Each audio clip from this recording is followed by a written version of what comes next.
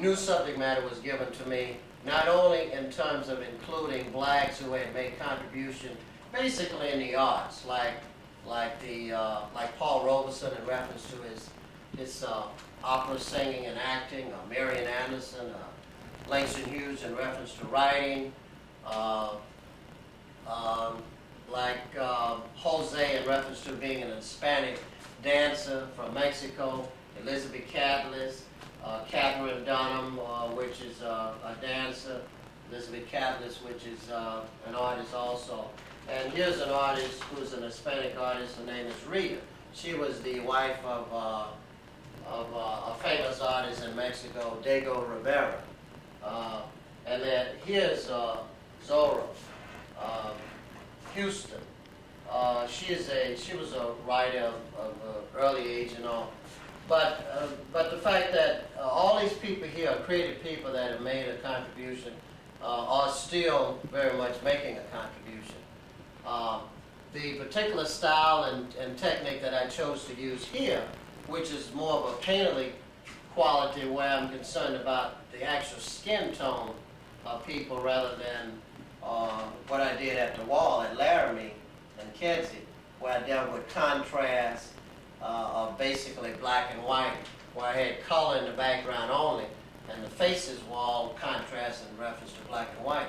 And the reason I did that was was outside, and this was a mural painting that could be seen and viewed from a longer distance.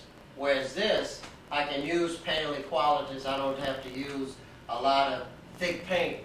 I could use very layers of thin, transparency kind of a paint, which is in the tradition of the Renaissance, a little more classical, a little more refined and that kind of thing. And it's just another side of me. This is one of the best mural paintings to date that I think that I'm involved with.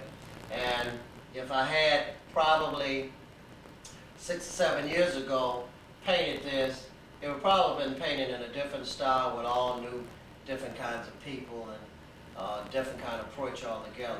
Over the years, as I continue to reach towards perfection, that is perfecting my style and technique, where the composition and design and all that is just as strong as some of the painterly qualities that I have in the face. I'm more concerned now about having a good design, having a good composition that goes along with the subject matter. And of course, having my subject matter where it's actually conforming to my design. And I think that that's very important, even in trying to get this point across to my students. Now, what we're looking at also, along with these painting qualities, and keep in mind, this mural painting is not completed. I'm in the process of completing it, in the process of putting colors and that kind of thing. I chose to have both indoor-outdoor look because that's the condition of man at his present state. I mean, we live inside of buildings that are constructed by ourselves so that we can protect ourselves from inclement weather, in the wintertime from the cold, and the summertime probably from the extreme heat. So it's a kind of controlled environment. So to make it more realistic and make it more naturalistic in terms of what we are as people and as a race, we live inside, we live outside. So we see what we can look through and see some of the blue of the sky, and we can also get the concept that we're inside in reference to an arch or some of the geometric shapes of perspective in reference to a floor and that kind of thing. So it's based upon a realistic point of view as well as some abstraction. Because if you look at the way I'm handling figures, where I'm developing certain areas in terms of contrast, where they are more in detail, and some of the other areas are less details in reference to a contrast between this part of the shoulder and that, or between what we see here with Jacob Lawrence and that. I'm deliberately doing these kinds of things in reference to the different, because I want to show the contrast. I want the tension to be between that which is developed and that which is not so developed. And it also represents the fact that that part is in a shadowy tone. But most of my emphasis as I'm painting this is going to be on developing the total aspects of the faces, not just one side, but one side where the light is coming from and also the opposite side where the light is not coming from, other than the reflection light.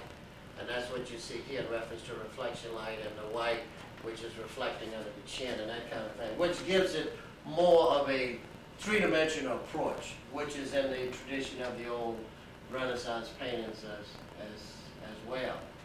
The leaves, which is still the outside kind of thing, represents continuous growth and development. Some of the leaves you may see as being greener, more alive than others. Others may be diluted, a little armor color, like as if they were dying and all that. And this is some of the aspects and the struggles that each of these people have faced as they have tried to struggle along and exhibit their talent and make a contribution in reference to world situation, that thing of being alive, near death, and being reborn and that kind of a thing again. So that's why we have the concept of the growth in reference to the leaves, some of them being very green and alive in the summer, getting nourishment and that kind of a thing, and others being kind of subdued and in some other kind of state. And I even have over here the impression of bars, I would say, and those bars represent some of the struggle that these people had to do in terms of opening up or breaking through these bars. You know, these were some of the pitfalls and things that were placed in their path, such as with blacks and with Hispanics and a lot of folks in terms of discrimination. And once Marian Anderson wasn't even allowed to sing at the White House. She had been singing all over the world, but you know, at some stage in history, she couldn't even perform at the White House. And I thought that was a real tragedy. All these people that have made contributions, I'm sure, have quite a story to tell. So I just hope that I'm doing justice in reference to portraying them. Some of them, like Paul Robeson, who is portrayed in a younger stage, because that's more or less where I see him in terms of vibrant and energetic and young, not the older one who had been beaten down and discriminated against and even put in a situation where he couldn't even live and survive off his talent because he was kind of blackballed by the American because of his views on how they were treating blacks. So I'm trying to show the Paul Robeson that the way that I think he would want to be portrayed in his heyday, so to speak.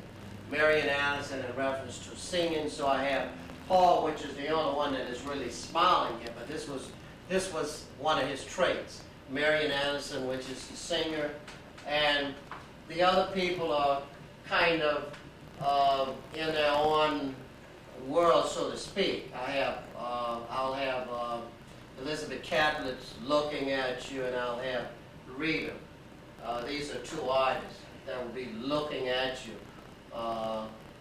And it's up to you to interpret that whatever you want. The rest of them are kind of looking, thinking, concentrating as to where they're going from here, what concept, etc., etc. That's about it for now, unless you have some more.